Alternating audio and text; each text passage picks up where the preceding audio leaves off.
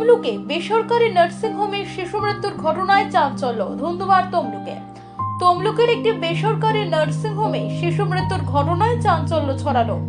জানা গিয়েছে মৃত শিশুটির বয়স 2 মাস। নিউমোনিয়া নিয়ে বৃহস্পতিবার সকালে ভর্তি হয় নার্সিং হোমে। সন্ধ্যায় হঠাৎ শিশুটির মৃত্যু ঘটে। পরিবার অভিযোগ তুলেছে, ন্যূনতম চিকিৎসা দেওয়া হয়নি তাদের শিশুটিকে। আইসিইউতে না রেখে রাখা হয়েছিল জেনারেল বেডে। হঠাৎ শিশুটি ঘামতে শুরু করলে ডেকে ডেকে কোনো নার্সিং স্টাফকেও পাওয়া যায়নি। যখন নার্সিং স্টাফ আসে তখন ইতিমধ্যেই শিশুটির মৃত্যু ঘটেছে। মৃত্যুর পরেই ক্ষোভে ফেটে পড়েন পরিবারের লোকজন। রীতিমতো বিক্ষোভ দেখাতে শুরু করেন নার্সিং হোমের মধ্যে। ঘটনাস্থলে উপস্থিত হয় তমলুক থানার পুলিশ। হাসপাতালের রিপোর্ট নিয়েও ফের গন্ডগোল শুরু হয়। শেষমেশ প্রায় 2 ঘন্টা শেষে পুলিশি মধ্যস্থতায় গন্ডগোল আয়ত্তে আসে। যদিও ঘটনায় এখনো কোনো লিখিত অভিযোগ দায়ের হয়নি মৃত শিশুর পরিবারের তরফে।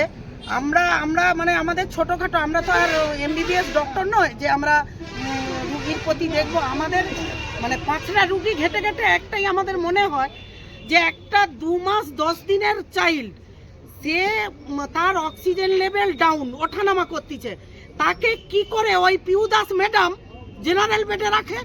এই প্রশ্নটা আমি শুধু ম্যাডামকে করব বলে আমি বারবার ম্যাডামকে ডেকে পাঠাচ্ছি। আমরা না ডাক্তার হতে পারি, আমরা রুগী ঘেটে ঘেটে আমাদের কিছু অঙ্ক ডাক্তারির ব্রেনে আমাদের আছে। অতএব একটা আপনি কি এখানে কাজ করেন?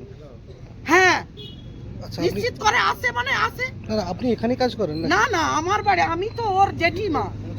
এবারে আপনি বলুন, ওই 2 মাস 10 দিনের ছেলেকে জেনারেল বেডে দিয়ে অক্সিজেন দিচ্ছে, অথচ আমরা বারবার বলছি আপনারা যদি অক্সিজেন লেভেল ডাউন হয় তাহলে আপনারা আইসিইউতে দেন। না বলে না না দরকার নেই, বাচ্চা খুব সুস্থ আছে, বাচ্চাকে কোনো ব্যাপার নয়, বাচ্চা ভালো হয়ে যাবে, এখানেই একটু দিয়ে দিচ্ছি। কিন্তু বাচ্চা যখন 12:30টার সময় আমরা যখন আসি তখন বাচ্চার সঙ্গে হাসছি, তাকে হাত নাড়াচ্ছি, হাতগুলো ধরতিছে, হাসতিছে, ভালো একদম, মানে কোনো ব্যাপারই নয়। এইরকম হবে বলে আমরা একটুকুও ভাবতে পারিনি যে এইরকম আধ ঘন্টার মধ্যে আমরা এতটুকু ভাবতে পারিনি।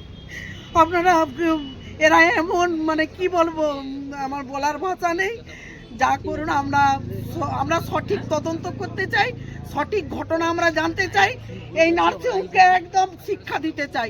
এই রকম গোটা তমলুক ছেয়ে গেছে গরিব মানুষদের পাশে। আজকে মানে কোনো রকম স্বাস্থ্যসাথী কার্ডটা আছে বলে অনেকে সুপারিশ পাচ্ছে, তবুও এই নার্সিংহোমরা এমন 10,000 জায়গায় 50,000 1 লাখ টাকা বিল কোথায় পাঠিয়ে দিচ্ছে। আমরা এত বিহিত আমরা তো পারবো না, কারণ এনারা হাই লেভেলের লোক।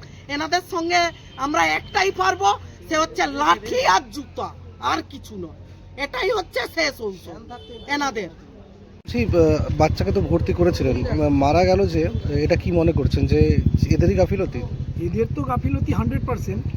এছাড়াও আমি ডাক্তারকেও শুধু মানে করছি না, কারণ উনি যে ডোজ দিয়েছে সে ডোজটা নিয়েও সন্দেহ আছে আমার। ওনার চেক আপ করা উচিত ছিল, যে এই ছোটো বাচ্চা 2 মাস 9 দিন 10 দিনের বাচ্চাকে ওর উচিত ছিল। আমি এটা আমার ব্যক্তিগত মতে বলছি। তো যখন কোনো কিছু হয়ে গেল, ডাক্তারের ইমিডিয়েট আসা উচিত ছিল। ডাক্তার আসেনি? না, এখনো পর্যন্ত আসেননি।